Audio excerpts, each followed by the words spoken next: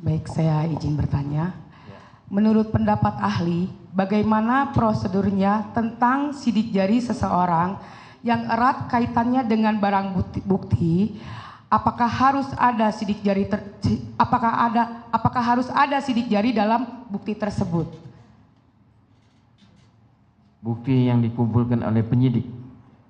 Iya, buktinya. Barang buktinya. Barang bukti sidik jari. Betul. Ya, sidik jari itu kan untuk pelengkap tuh, PH ya. Jadi misalnya kalau misalnya penyidik tidak yakin bahwa sidik jari yang si A bisa di-compare nanti dengan sidik jari yang si B sama atau tidak, itu mungkin penelusuran untuk penyidik. Dia bisa meyakinkan diri dia bahwa apa yang misalnya dulu tersangka si A atau sidik jarinya A, sedang si Peggy Setiawan itu sidik jarinya B. Kalau sidik jarinya Peggy Setiawan sama dengan A, berarti orangnya sama. Kalau tidak sama, berarti orang yang beda. Kenapa mesti ditimpakan kepada Peggy Setiawan? Jadi penelusuran yang dilakukan oleh penyidik, dia mau melihat sidik jari itu sudah betul. Kalau memang Peggy Peron dulu ada sidik jarinya pada penyidik, dia compare atau dibandingkan dengan sidik jari dari Peggy Setiawan, itu sudah betul jalan dia. Justru dia takut salah, maka di-compare lah sidik jari itu. Oh gitu ya Pak ya. Baik. Bagaimana pendapat ahli mengenai sidik jari yang seharusnya yang tadi Bapak bilang ya, sebelumnya di tahun 2016, namun baru diajukan saat ini. Apakah keberadaannya itu masih bisa dipakai sebagai alat bukti? Ya, kalau waktu dulu Peggy Peron itu waktu dia BAP ada diminta sidik jari, baru bisa dia compare, baru bisa dia bandingkan. Kalau dulu dia misalnya tidak pernah diminta sidik jarinya Peggy Peron, apa artinya sidik jari Peggy Setiawan saat ini? Cuma untuk ecek-ecek aja kalau begitu kan?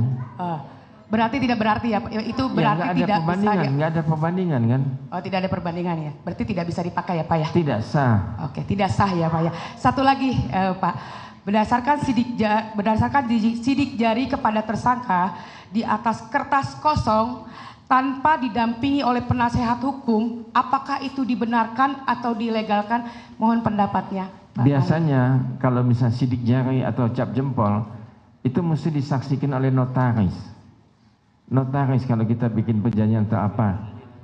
Mohon maaf, jadi kalau notaris nggak ada, lembaga resminya kan ya PH dia yang punya SK. Penasehat ya. Yang punya SK pengacara dari Peradi atau Peradin, dan ada SK-nya. Jadi saya mau pastikan sekali lagi, pada saat pengambilan sidik jari itu harus didampingi oleh penasehat hukumnya. Iya, itu yang sah. Itu yang sah. Iya. Baik, terima kasih.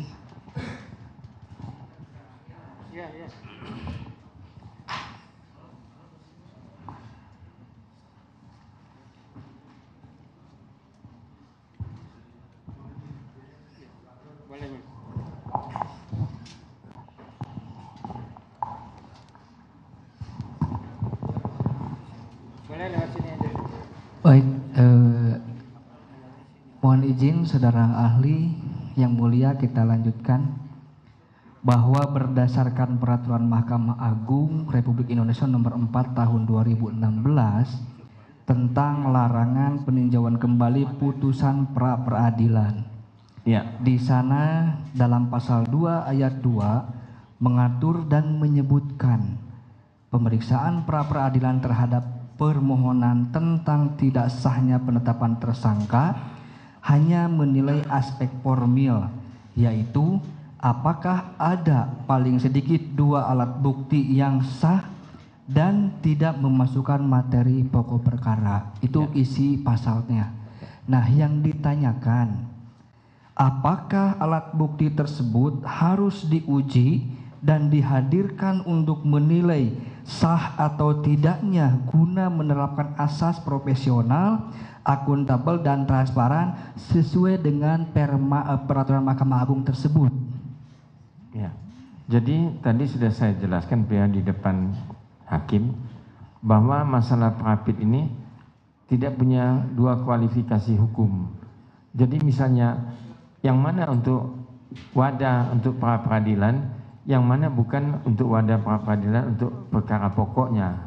Nah, itu mesti kita pisahkan.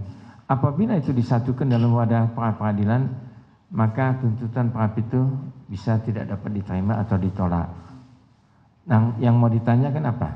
Yang mau ditanyakan bahwa berdasarkan perma tersebut harus ada 2 alat bukti yang sah. Ya. Nah, untuk menguji sahnya, bukan menguji formilnya, bukan menguji materialnya, tetapi untuk menguji apakah alat bukti dan barang bukti tersebut sah secara hukum, itu harus dihadirkan di dalam persidangan pra-peradilan atau tidak perlu? Mesti dihadirkan pada sidang pra peradilan. Mesti dihadirkan. Ya. Cukup, terima kasih.